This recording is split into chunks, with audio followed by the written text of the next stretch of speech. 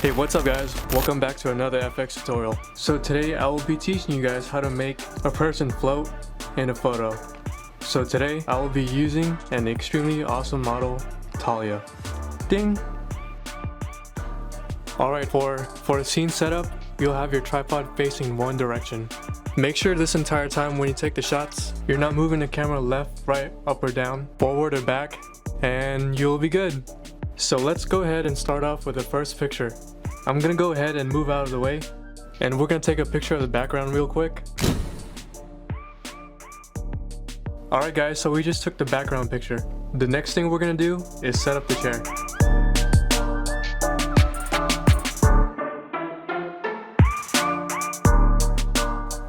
Alright guys, so right here, she'll be doing her best not to hold or grip any part of the chair. So aside from not gripping the chair, try your best to lay as flat and straight as possible. Also, cover the chair as much as you can. I told her to pretend as if the hand of God was reaching through the clouds and was getting ready to pick her up. 3, 4, 5. Her pose in the end came out as elegant, just like how I imagined it. Alright guys, let's move on to the Photoshop part. Oh, I just stopped with my left finger. So the photoshopping part here is actually a lot easier than my previous tutorial. We will be using a background photo we can easily mask with, and there will be little usage of the clone stamp tool. So my favorite choices out of all the shots were these two pictures. You can tell the composition moves slightly when you compare both of them, but it's not a big deal. The difference will barely be seen. I'm going to drag these photos into Photoshop. So the main picture I'm going to be working with will be the one with her laying on the chair. I'm going to drag the background picture onto this one.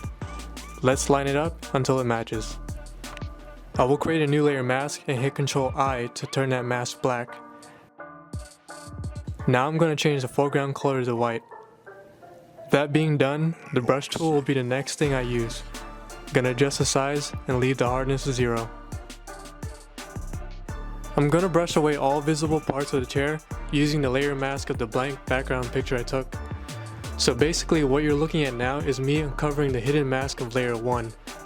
This is why it's better to take a blank background picture instead of relying on a clone stamp tool, as seen in my photo request number 2 video. I zoom in a lot of times here and adjust the brush size to be accurate as possible with my masking.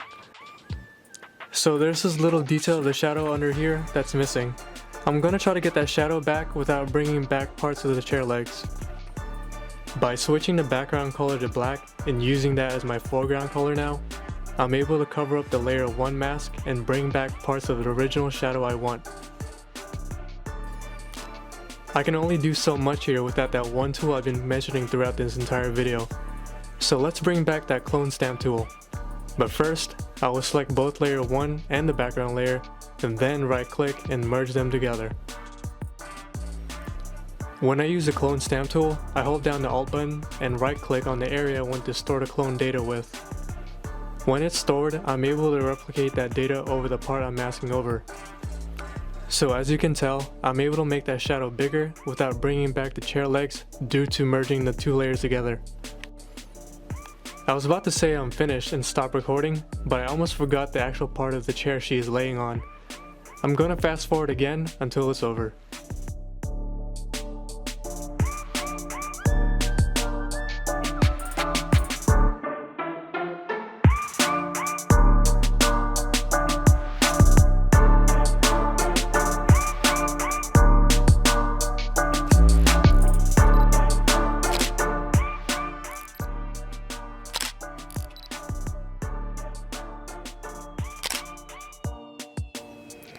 So that's the end of the tutorial. Hopefully this inspired you guys to create your own version of this awesome photo idea. Be sure to click like, leave a comment, and subscribe for more helpful videos just like this. As always, happy editing.